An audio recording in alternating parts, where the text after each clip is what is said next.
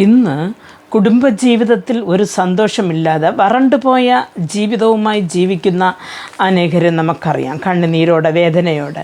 കാരണം എന്തെന്ന് പറഞ്ഞാൽ അവരുടെ ജീവിതത്തിൽ ഒരു കുഞ്ഞില്ലാതെ വരണ്ടുപോയ ഒരു ജീവിതം ആയതുകൊണ്ട് തൻ്റെ ബന്ധുമിത്രാദികളിൽ നിന്ന്, തൻ്റെ കുടുംബക്കാരിൽ നിന്ന് താങ്കൾ അനുഭവിക്കുന്ന ആ വ്യസനം നാം കാണാറുണ്ട്.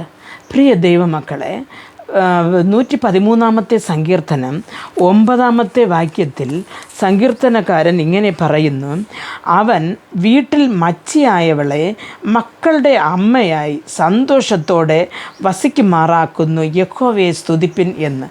അവൻ മച്ചിയായവളെ ആ മക്കളുടെ അമ്മയാക്കി, ഒരു കൊച്ചല്ല, മക്കളുടെ എന്ന് പറയുമ്പോൾ ഒന്നിലധികം മക്കളുടെ അമ്മയാക്കി സന്തോഷമായി വസിക്കുമാറാക്കുന്ന ഒരു യഹോവ ഉണ്ട് എന്ന് നാം വിശ്വസിക്കണം.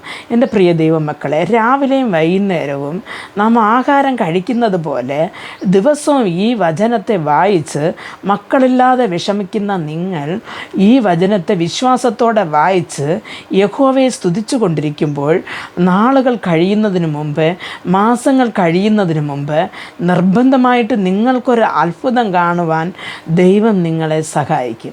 ആയതുകൊണ്ട് ഈ വചനത്തെ വിശ്വസിച്ച് വായിക്കുക. നമ്മുടെ ജീവിതത്തിൻ്റെ ഏത് വരൾച്ചയായ ഒരു അനുഭവത്തായാലും, മക്കളുടെ കാര്യത്തിൽ മാത്രമല്ല, ഒരു സാമ്പത്തികത്തിൽ ഒരു വരൾച്ച, ഒരു വരുമാനത്തിൽ ഒരു വരൾച്ച, ഏതിലാണ് ഒരു വരൾച്ച നാം അനുഭവപ്പെടുന്നോ അതിലേക്ക് വേണ്ടി നാം ദൈവത്തോട് പ്രാർത്ഥിച്ചു കൊണ്ടിരുന്നാൽ നിർബന്ധമായിട്ടും സന്തോഷമായിട്ട് ജീവിപ്പാൻ ദൈവം കൃപ ചെയ്യും. പ്രാർത്ഥിക്കാം.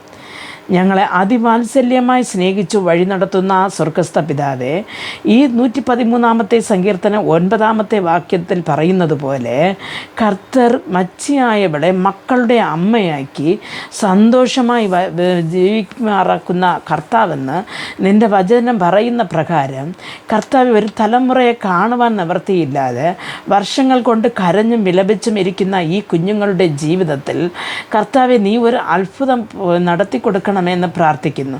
അപ്പോൾ നിന്നിലുള്ള വിശ്വാസം വർദ്ധിക്കുവാൻ തക്കവണ്ണം ദൈവത്തിൻ്റെ കൃപ ഇവരിൽ വിടുവാൻ നീ കൃപ ഉണ്ടാക്കണമെന്ന് പ്രാർത്ഥിക്കുന്നു. കർത്താവെ, മക്കൾ ദൈവത്താൽ വരുന്ന അവകാശമെന്ന് നിൻ്റെ വചനം പറയുമ്പോൾ നിൻ്റെ അവകാശം കർത്താവെ നിൻ്റെ ഈ മക്കളും അനുഭവിച്ച് സന്തോഷിപ്പാൻ എൻ്റെ ദൈവം കൃപ പകരണമെന്ന് പ്രാർത്ഥിക്കുന്നു. യേശുക്രിസ്തുവിൻ്റെ നാമത്തിൽ പ്രാർത്ഥിക്കുമ്പോൾ പ്രാർത്ഥന കൃപയോട് കേട്ട് മറുപടി നൽകിത്തരണം നല്ല പിതാവേ. ആമേൻ.